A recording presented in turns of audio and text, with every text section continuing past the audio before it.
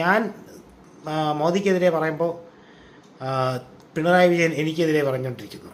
അതെന്താണ് അതിൻ്റെ കാരണം എന്നൊക്കെ പറഞ്ഞ് രാഹുൽ ഗാന്ധി തകർത്തുകൊണ്ടിരിക്കുകയാണ്. പക്ഷേ ഈ തകർപ്പ് യഥാർത്ഥത്തിൽ ദോഷം ചെയ്യുന്നത് രാഹുൽ ഗാന്ധിക്ക് ദോഷം ചെയ്യില്ല. രാഹുൽ ഗാന്ധി കേരളത്തിലെ കോൺഗ്രസ്സിന് നേട്ടമുണ്ടാകും. കാരണം കോൺഗ്രസ് ഇവിടെ തങ്ങൾ ഏറ്റുമുട്ടിയാൽ കോൺഗ്രസ്സിന് അല്പം നേട്ടം കൂടുതൽ കിട്ടാൻ വേണ്ടിയാണ് രാഹുൽ ഗാന്ധി തിരിച്ച് പറഞ്ഞു തുടങ്ങിയത്.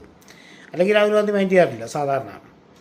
അപ്പം പിണറായി വിജയനെതിരെ പിണറായി വിജയൻ നരേന്ദ്രമോദിക്കെതിരെ പറയുന്നില്ല, രാഹുൽ ഗാന്ധിക്കെതിരെ പറയുന്നുണ്ട്.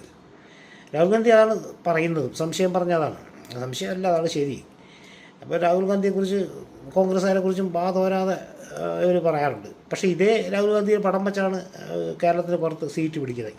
സീറ്റ് വരായിട്ടില്ല എങ്കിലും തമിഴ്നാട്ടിലടക്കം ഇലക്ഷൻ തെരഞ്ഞെടുപ്പിന് ഒട്ടിക്കുന്ന പടമെന്ന് പറയും. വലിയ രാഹുൽ ഗാന്ധിയുടെ പടവും അവിടുത്തെ CPM സ്ഥാനാർത്ഥി ചെറിയ പടമൊക്കെ വെച്ചാണ് കേരളം കഴിഞ്ഞാൽ പൊക്കിക്കൊണ്ട് നടക്കാറുള്ളത്.